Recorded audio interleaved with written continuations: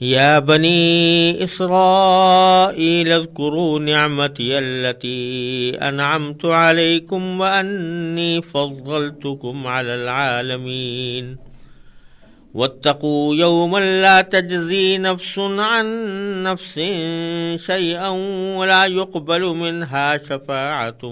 ولا يؤخذ منها عدل ولا هم ينصرون۔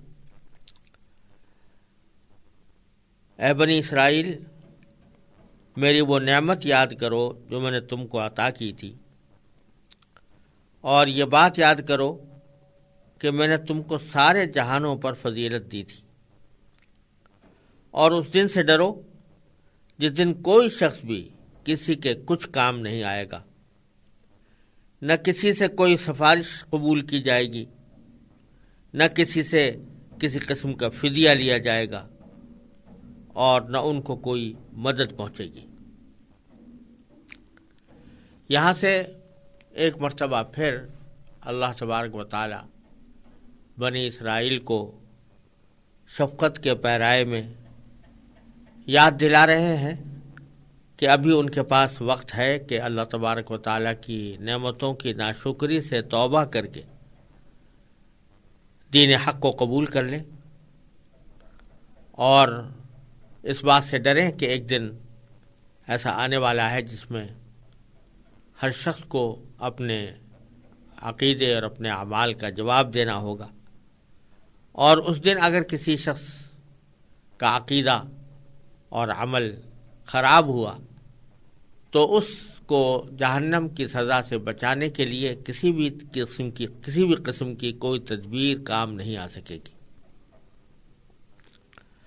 اور اس کے بعد پھر اللہ تبارک و تعالی اس شفقت بھرے خطاب کے بعد اللہ تبارک و تعالی ان کو اپنی ان نعمتوں کی تفصیل بیان فرمائیں گے کہ جن نعمتوں سے اللہ تعالی نے بنی اسرائیل کو سرفراز کیا تھا، اور ساتھ ساتھ ان نعمتوں کی جو ناشکری ان سے سرزد ہوئی اور وہ مسلسل جس نافرمانی میں مبتلا رہے، اس کا بھی حال اللہ تبارک و تعالی آگے ذکر فرمائیں گے۔ لیکن شروع میں اللہ تبارک و تعالی نے ان کو ایک مشفقانہ نصیحت کے طور پر یہ بات فرمائی ہے کہ اے بنی اسرائیل اذکروا نعمتی التی انعمت علیکم، میری وہ نعمت یاد کرو جو میں نے تم کو عطا کی تھی، وَأَنِّي فَضَّلْتُكُمْ عَلَى الْعَالَمِينَ، اور یہ بات یاد کرو کہ میں نے تم کو دنیا جہان کے لوگوں پر فضیلت دی تھی۔ یہ اس لیے فرمایا کہ یوں تو اللہ تبارک و تعالیٰ کے بھیجے ہوئے پیغمبر بہت سے تشریف لائے ہیں، اور بعض حضرات نے ان کو 1,00,000 ان کی تعداد 1,24,000 بتائی ہے، لیکن انبیاء کرام کی صورتحال یہ تھی کہ بیشتر وہ کسی نہ کسی قوم یا قبیلے یا بستی کی طرف بھیجے جاتے تھے۔ تو کچھ پیغمبر ایسے ہوتے تھے کہ جو کسی چھوٹی سی بستی کے اندر مبعوث ہوئے، کوئی ایسے ہوتے تھے کہ جو کسی خاص قبیلے میں مبعوث ہوئے، وہ قبیلہ بھی چھوٹا سا قبیلہ تھا، لہذا انہوں نے اپنی دعوت کو اسی قبیلے اسی بستی کے حد تک محدود رکھا، اور وہاں پر کبھی لوگ ان کے اوپر ایمان لے آئے، ان کی تھوڑی سی تعداد جمع ہو گئی، یہ سلسلہ عام طور سے چلتا رہتا تھا۔ لیکن بعض پیغمبر ایسے ہیں کہ جو بہت بڑے عظیم خاندان کی طرف بھیجے گئے یا عظیم قبیلے کی طرف بھیجے گئے، جیسے حضرت یعقوب علیہ السلام کی اولاد میں بنی اسرائیل، یہ ایک بہت بڑا زبردست قبیلہ تھا، اور حضرت موسیٰ علیہ السلام بنی اسرائیل کے تمام انسانوں کی طرف مبعوث ہوئے تھے۔ حضرت اسرائیل یعنی حضرت یعقوب علیہ السلام کے 12 بیٹے تھے، اور ان 12 بیٹوں میں سے ہر ایک بیٹے سے نسل چلی، اور یہاں تک کہ بنی اسرائیل کی تعداد ہزاروں تک پہنچ گئی، لاکھوں تک پہنچ گئی۔ اس وقت میں اللہ تبارک و تعالی نے جو پیغمبر بھیجے جیسے حضرت موسیٰ علیہ السلام اور ان کے اوپر کتاب اتاری، تو ان کو دوسرے لوگوں پر یہ فضیلت حاصل تھی کہ اللہ تعالیٰ نے ان کے اوپر کتاب نازل فرمائی تھی، ان کو اتنے بڑے قبیلے کی طرح مبعوث فرمایا تھا، اور چونکہ وہ مخاطب بنے تھے اس اللہ تعالیٰ کے کلام کے تورات میں، اور حضرت موسیٰ علیہ السلام کی دعوت کے مخاطب بنے تھے، اس واسطے ان کو اس وقت دنیا جہان کے تمام لوگوں پر فضیلت حاصل تھی۔ اور اسی کا ذکر اللہ تبارک و تعالیٰ نے فرمایا کہ چونکہ تم میرے ایک محبوب پیغمبر کے بیٹے تھے، ان کی اولاد میں شامل تھے، اور چونکہ تمہاری طرف ہم نے اپنی آسمانی کتابیں نازل کی تھیں، اپنے جلیل القدر پیغمبر تمہارے پاس بھیجے تھے، اس واسطے ہم نے تمہیں دنیا جہان کے دوسرے لوگوں پر فضیلت عطا کی تھی، اور دوسرے لوگوں کے مقابلے میں تم ہم سے زیادہ قریب تھے اور ہمارے زیادہ محبوب تھے۔ لیکن تم نے اس محبوبیت کا یا تم نے اللہ تعالیٰ کے ساتھ قرب کا اور اللہ تعالیٰ کی دی ہوئی نعمتوں کا کوئی حق ادا نہ کیا، اور اس کے نتیجے میں تم باری تعالیٰ کی معصیتوں اور نافرمانی میں مبتلا رہے، اور کس طرح ہم نے تمہیں احسانات کیے اور کس طرح ہم نے تمہیں پالا پوسا اور تمہاری تکلیفوں کو دور کیا، لیکن تمہارا حال یہ رہا کہ ہر موقع پر نافرمانی سے کام لیتے رہے۔ تو اس وجہ سے اب تم اور تمہارا خاندان اس لائق نہیں رہا کہ وہ دنیا کی امامت کا فریضہ انجام دے، اس لیے اب امامت بھی بدلے گی اور قبلہ بھی بدلے گا۔ تو اس مفہوم کو بیان کرنے کے لیے اللہ تبارک و تعالیٰ نے یہاں اگلی آیت میں یہ فرمایا کہ اب بھی اگر تم باز آ جاؤ اور اللہ تعالیٰ سے ڈرو، یوم آخرت سے ڈرو، تو تمہارے حالات سنور سکتے ہیں۔ چنانچہ فرمایا واتقوا یوما، ڈرو اس دن سے۔ کس دن سے؟ کہ لا تجزی نفس عن نفس شیئا، جس دن کوئی بھی شخص کسی دوسرے کو کوئی فائدہ نہیں پہنچا سکے گا یا کسی کے کچھ کام نہیں آ سکے گا، یعنی کوئی بھی آدمی ایسا نہیں ہوگا کہ جو یہ کہہ دے کہ بھائی میرا کوئی مطالبہ جو مجھ سے کیا جا رہا ہے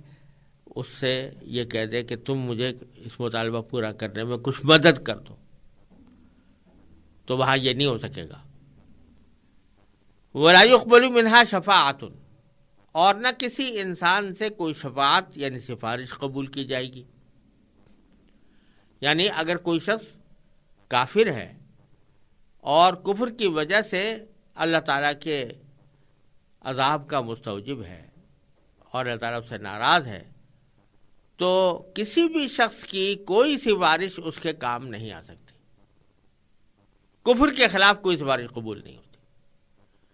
ہاں اگر کوئی شخص صاحب ایمان ہے، گناہوں میں مبتلا رہا ہے، گناہوں میں تلوث اس کا رہا ہے، تو اس کے حق میں سفارش قبول ہو سکتی ہے اللہ تعالیٰ کی اجازت سے۔ بغیر اللہ کی اجازت کے کوئی بھی سفارش نہیں کر سکتا۔ من ذا الذی یشفع عندہ الا باذنہ، اللہ تعالیٰ کی اجازت، اللہ تعالیٰ کے حکم کے بغیر کوئی سفارش نہیں کر سکتا۔ چنانچہ اگر اللہ تعالیٰ کسی کو اجازت دیں تو وہ بے شک سفارش کر سکتا ہے، لیکن صاحب ایمان کے حق میں۔ چنانچہ نبی کریم صلی اللہ علیہ وسلم کی سفارش انشاءاللہ اہل ایمان کو حاصل ہوگی، لیکن اہل ایمان کو ہوگی۔ جو ایمان سے محروم ہے اس کے حق میں کوئی سفارش نہیں۔ لا يقبل منها شفاعۃ ولا يؤخذ منها عدل، اور کسی بھی انسان سے کوئی فدیہ نہیں لیا جائے گا۔ عدل اصل میں کہتے ہیں کوئی بھی چیز جو دوسری چیز کے برابر ہو اس کو عدل کہا جاتا ہے، اور یہاں پر مراد یہ ہے کہ فدیہ، یعنی پہلے زمانے میں یہ دستور تھا کہ اگر کسی حکومت نے یا کسی قبیلے نے دوسری حکومت یا دوسرے قبیلے کے کسی آدمی کو گرفتار کر لیا تو گرفتار کرنے والا یہ کہتا تھا کہ میں اس وقت تک نہیں چھوڑوں گا جب تک کہ تم مجھے کچھ فدیہ لا کر نہ دو، یعنی کچھ رقم لا کر نہ دو۔ تو اگر وہ رقم کا انتظام کر کے لے آتا تو اس صورت میں وہ اس کو اپنے قیدی کو چھوڑ دیتا تھا۔ یہ رقم جو ادا کی جاتی تھی اس کو فدیہ کہتے تھے۔ تو اللہ تعالیٰ فرما رہے ہیں کہ وہاں جب تمہیں گرفتار کر لیا جائے گا جہنم کے لیے تو کوئی فدیہ اگر پیش کرنا چاہو گے، تم پیش کرنا چاہو یا تمہارے ساتھی پیش کرنا چاہیں، تمہارے اولاد پیش کرنا چاہیں، تمہارے ماں باپ پیش کرنا چاہیں، تمہارے رشتہ دار پیش کرنا چاہیں، دنیا کے سارے افراد مل کر پیش کرنا چاہیں، تو وہ فدیہ قبول نہیں ہوگا۔ اللہ تعالیٰ کا جو فیصلہ تمہیں عذاب دینے کا ہوگا وہ ہر حالت میں قائم رہے گا، اور کوئی کسی قسم کی مالی کارروائی یا مالی فدیہ یہ قبول نہیں کیا جائے گا۔ ایک آخری صورت یہ ہوتی ہے کسی شخص کو کسی تکلیف سے بچانے کی کہ کوئی آدمی آ کر اس کی مدد کر دیتا ہے۔ مدد کس طرح کر دیتا ہے کہ مثلا کسی کو تکلیف تو پہنچی تھی لیکن اس کے مداوا کرنے کے لیے، اس پر مرہم رکھنے کے لیے کوئی آ گیا۔ ایک تو یہ طریقہ ہوتا ہے، دوسرا یہ طریقہ بھی ہوتا ہے کہ کوئی شخص دوسرے کی مدد اس طرح کر رہا ہے کہ جس نے اس کے اوپر دعویٰ کیا تھا اس کے خلاف گواہی جا کر دیتا ہے۔ غرض کسی شخص کی طرفداری کی، حمایت کی، مدد کی مختلف شکلیں ہو سکتی ہیں دنیا میں۔ اللہ تعالیٰ آخر میں فرمایا وَلَا هُمْ يُنصَرُونَ، یعنی کسی کی مدد بھی نہیں کی جائے گی۔ یعنی کوئی اگر شخص یہ چاہے گا کہ میں کسی دوسرے ایسے شخص کی مدد کروں جس کو جہنم کا عذاب دیا جائے گا یا دیا جا رہا ہے اور جو عذاب جہنم میں ہمیشہ رہے گا، تو کوئی ایسی سفارش کر دوں کہ جو اس کو جہنم کے دائمی عذاب سے نجات دلا دے، تو اگر 1000 کوشش کر لے لیکن مدد کرنے سے کوئی مدد ہوگی نہیں، تو اس وَلَا هُمْ يُنصَرُونَ، ان کی مدد بھی نہیں کی جائے گی۔ یہ 2 آیتیں تمہید کے طور پر بیان کر کے اور اس کو مطابق نصیحت فرما کر آگے اللہ تبارک و تعالیٰ نے ایک طویل سلسلہ آیات کا اس موضوع پر نازل فرمایا ہے کہ جس میں بنی اسرائیل کے اوپر کیے جانے والے انعامات کی بہت تفصیل ہے، اس کی جزیات بیان ہوئی ہے، اور ان لوگوں نے ان انعامات کو کس طرح ٹھکرایا یا ان انعامات کی کس طرح ناقدری کی اس کی تفصیل آئی ہے۔